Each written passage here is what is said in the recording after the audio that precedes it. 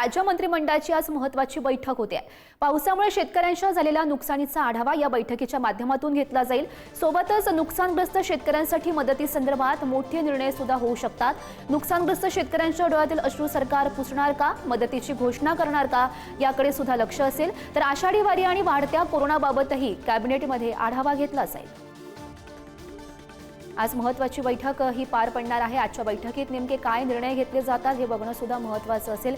गेल्या खरं तर अनेक दिवसांपासून सातत्याने महत्त्वाचे जे प्रश्न आहेत ते उपस्थित होतात। यामध्ये अवकाळी पावसामुळे झालेलं शेतकऱ्यांचं नुकसान, सोबतच कोरोनाच्या रुग्णांमध्ये सातत्याने होणारी वाढ, त्या संदर्भात नेमकं आजच्या बैठकीत काय घडतं हे बघणं महत्त्वाचं ठरेल।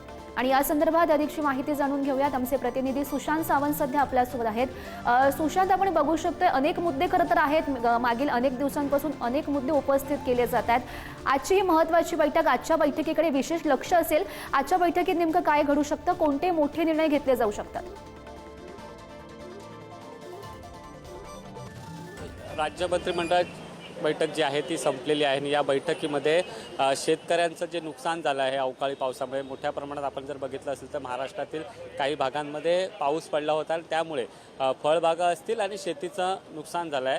त्याचे पंचनामे जिल्हा पातळीवर अधिकाऱ्यांनी सांगितले होते करायला। त्याचा आढावा आजच्या राज्य मंत्रिमंडळाच्या बैठकीत मुख्यमंत्र्यांनी घेतलेला आहे। कोणत्या भागात किती पाऊस पडला आणि त्याचं नुकसान त्यामुळे शेतकऱ्यांना किती झालं याची संपूर्ण माहिती जी आहे ती आता राज्य मंत्रिमंडळाच्या बैठकीमध्ये देण्यात आलेली आहे।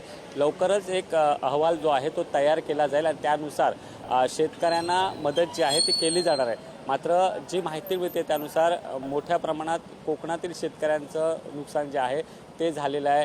आंबा बागायतदार असतील किंवा काजू बागायतदार असतील त्यांचं मोठ्या प्रमाणात नुकसान झालं आहे आणि ही आता आकडेवारी जी आहे ती राज्य सरकारने समोर आलेली आहे आणि आता त्यानुसार शेतकऱ्यांना मदतीचा निर्णय सरकार काय घेतं हे बघणं महत्त्वाचं ठरणार आहे। त्याचसोबत दुसरा महत्त्वाचा मुद्दा हाच होता की राज्यात कोरोनाचे आकडे वाढत आहेत आणि हे आकडे वाढत असताना आपण जर बघितलं असेल तर आषाढी वारीच्या निमित्तानं मोठ्या प्रमाणात वारकरी पंढरपूरला जात असतात।